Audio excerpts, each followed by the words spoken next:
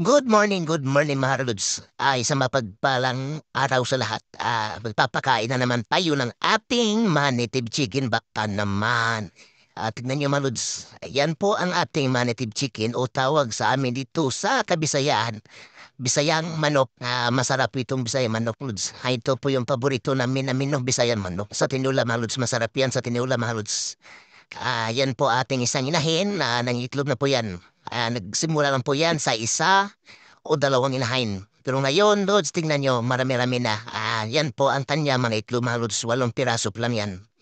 At least, ang simula sa isa o dalawang inahin. Pero ngayon, medyo marami-rami na. Payong-payo mga kaibigan dyan. Palagi ko po itong binabanggit sa ating vlog. Bata naman mag-alaga po tayo ng manok kung may bakante tayong luti dyan. Kasi pwede tayong pumita sa manok, pwede natin tang extra income, baka naman pwede pang ulam, malaking tipid sa ulam at malaking tipid sa gasto. Mahal po ang manok ngayon mga Lods. Tingnan niyo mga Lods, yun po Lods. Maraming salamat and subscribe to my YouTube channel. Salamat.